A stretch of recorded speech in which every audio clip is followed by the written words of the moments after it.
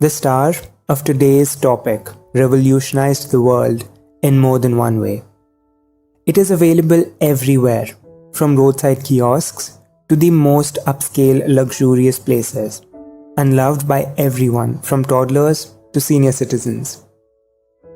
It can take the most bland of dishes from 0 to 100 with just a tablespoon, and I believe that you'd be totally weird if you eat your fries without it. It is the hero of condiments, ketchup. A dynamic red concoction which has adorned our tables, fridges, and kitchens for so many years. Welcome. You're listening to TALRadio powered by Touch A Life Foundation, and this is Foodology. I'm radio host Devansh, and on this show, I talk about the enormous world of a little word called food. In the US, 97% of households have a bottle of ketchup. Mayonnaise may be the top-selling condiment, but nothing can be as iconic as ketchup. Some people like their food with additional zest, some like it spicy, and some like it sweet. Of course, everyone has personal preference when it comes to food and their accompanying condiments. But by large, everyone agrees on one thing, that ketchup is amazing. We all have relished this juicy lip-smacking flavor in one or another way with our favorite snacks. We slather ketchup on French fries, hamburgers, we put it on eggs, toast, mac and cheese, chicken fingers and whatnot. But I always wonder, how did a simple sauce become so loved not only in the Americas but the entire world? I don't really know. But one thing's for sure about the red sauce on your tables, that it contains tomatoes, right? Okay, you would be shocked to know that ketchup initially never contained tomatoes, and it wasn't even red. Wait, what? Then is it even ketchup if it's not red and does not have tomatoes? According to history, yes. The word ketchup is derived from a Chinese word, Ketchup, which means a brine of pickled fish. Surprised, right? I know, you might have a lot of questions in your head after hearing this. In the simplest of words, ketchup is defined as a seasoned puree condiment, usually made from tomatoes. In the past, it has been concocted from a wide variety of ingredients. When you think of ketchup, what's the first ingredient that comes to mind? It's tomatoes. Simple. The savory fruit that most commercial ketchup brands use as their base. Heinz, which is often ranked as the best ketchup brand on the market, lists tomato concentrate, distilled vinegar, corn syrup, and spices as the ingredients in its signature product. But did you know that the original ketchup was made from a different base ingredient entirely? The history of this condiment dates back to the Imperial China. As far back as 300 BC, where documentations and texts describe the use of fermented pastes made from fish entrails, meat byproducts, and soybeans. This fish sauce or fish paste was called Ketchup or Ketchup and was easy to store on long ocean voyages. This is perhaps the first type of ketchup developed to be used as a condiment. Obviously, along the sea voyages, the paste or this sauce spread from China to the Southeast Asian countries. This fish-based ketchup was traded in many countries other than China, like Vietnam, the Philippines, and Indonesia. It naturally had so much salt in it that it did not need any preservatives. Ketchup came to the West in around 1600s when British and Dutch merchants ventured east and were intrigued by this special ingredient or condiment. English cookbooks of this era reveal how it soon transformed into a condiment made with other bases such as mushrooms or pickled walnuts rather than only fish. Many experimentations took place in Europe. Now, it's important to note that the reason why tomatoes were not included was that they weren't discovered. Tomatoes were discovered in the Columbian era, and after that, they were brought back to Europe. And for centuries, people didn't eat them because they thought that they were poisonous. It was in around 1812 that tomatoes were quite common enough, and tomatoes became a base for ketchup. Scientist James Meese in Philadelphia is credited with adding tomatoes to ketchup. But there was one issue, the preservation, because the ingredients would decompose. Here enters Henry Heinz, who had a better idea about how ketchup could be made safely. His big breakthrough was the incorporation of riper tomatoes, whose more plentiful quantities of natural pectin aided in preservation and improved quality. Alongside these tomatoes, the initial version of Heinz included distilled vinegar, brown sugar, salt, and a variety of spices, which eventually increased the longevity of the product. And those classic glass bottles, they weren't just for the aesthetic. At that time, people were quite skeptical of ketchup's quality and safety. So, Heinz decided to use glass bottles as a sign that there was nothing to hide. And the rest is history. Scientists have discovered that there is something peculiar about ketchup that keeps us coming back from time to time. As with any good food, it's a matter of taste.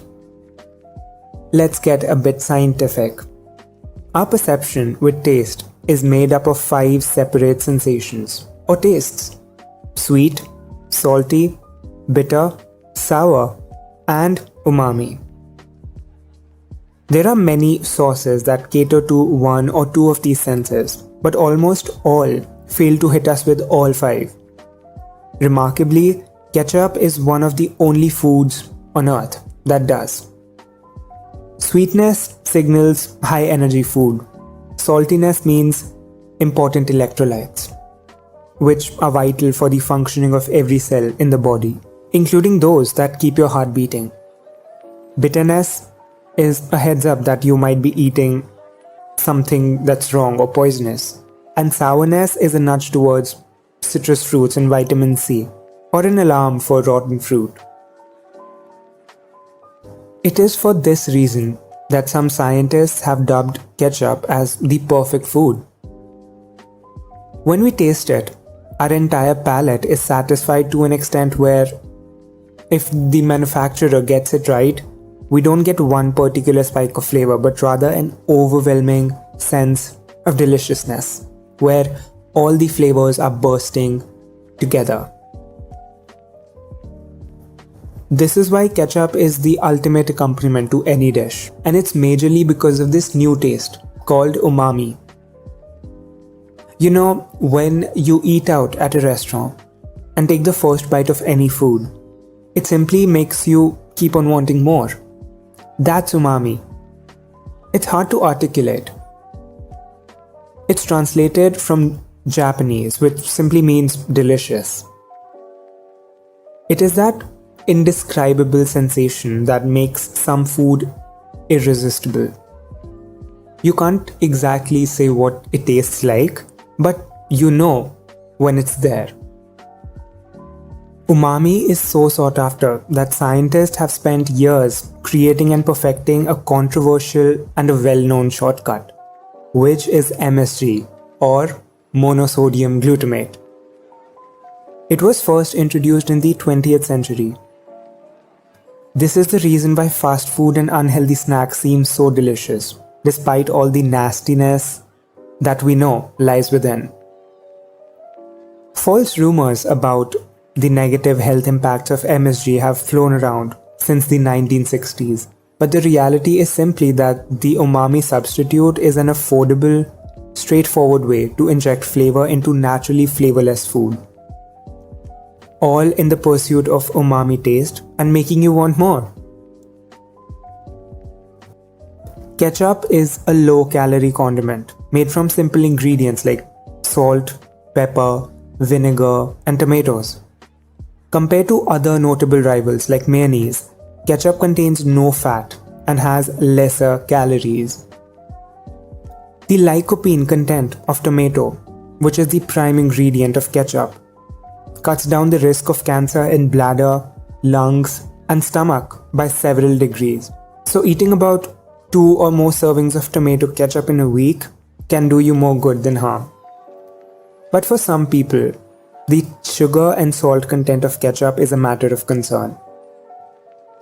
Moreover, it also tends to contain natural flavorings, and more importantly, high fructose corn syrup, which may not be desirable.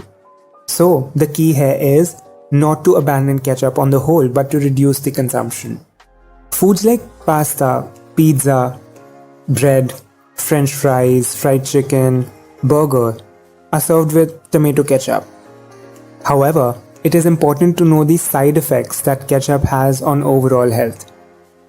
Just because tomato ketchup is a perfect match for all those foods and enhances their taste, most of us think that tomato ketchup is harmless. However, the fact is that the sauce is laced with preservatives and chemicals. Overusing tomato sauce for a long time can cause certain health problems like diabetes and obesity. However, the healthy alternative could be to prepare fresh tomato sauce at home. Tomatoes are an excellent source of vitamin C and other antioxidants. With these components, tomatoes can help to combat the formation of free radicals.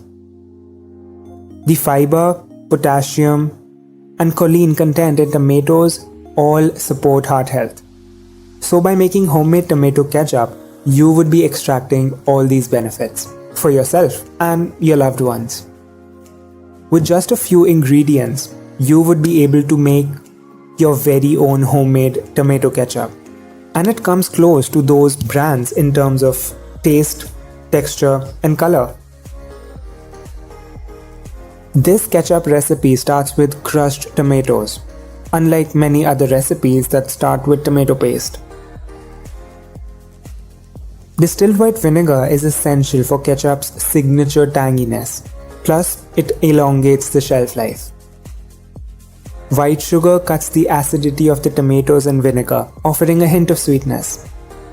And this recipe is seasoned with onion powder, garlic powder, salt, celery salt, ground black pepper, mustard powder, and 1 whole clove. The process is extremely simple. Just pour the tomatoes in a slow cooker or even a pressure cooker, mixing 1/4 cup of water with each 500 grams of tomatoes. Along with this, you need to add all the other ingredients, the spices and the vinegar, and cook till the mixture is thick. You can finish it by blending it with an immersion blender and then strain it. Taste the seasoning and store it. There you go. You have your very own homemade ketchup. A condiment that is inseparable from the fridge. Ketchup is an integral part of our daily or everyday meals. That is next to impossible to imagine some of our favorite foods without it. We think of ketchup as a thick red sauce, but it was something pretty different in the beginning. Ketchup has come a very long way from what it used to be, that is, a simple fish sauce in China. Today, the FDA defines ketchup as a tomato concentrate mixed with some combination of vinegar, sweeteners, spices, and flavorings. High fructose corn syrup is the common sweetener, so be sure to check the labels if you want to avoid it. Ketchup from small producers and natural and certified organic versions typically use cane sugar instead of corn syrup. Reduced sugar ketchups get their sweetness from sugar substitutes, while no salt ketchups contains salt substitutes. This condiment can be an excellent addition to your main diet when taken in moderation, of course. But with regular consumption, you are sure to head towards a host of unwanted diseases and complications. If you are not able to trust any of these easily available brands, you may consider making your own tomato ketchup and savor the taste. While tomato-based ketchup is the most common now, there are so many specialty versions which are available in the market these days, with spinach, carrots, squash, jalapenos, Indian spices, truffles, bacon, and whatnot. So the next time you grab a bottle of ketchup, remember that it wasn't always tomato-based, and it traveled the world before it got to you. Thank you so much for sticking around with me on this episode of Foodology. I had an incredible time talking to you. This is radio host Devansh, signing off. Hope you have a beautiful and a magical day ahead. See you soon.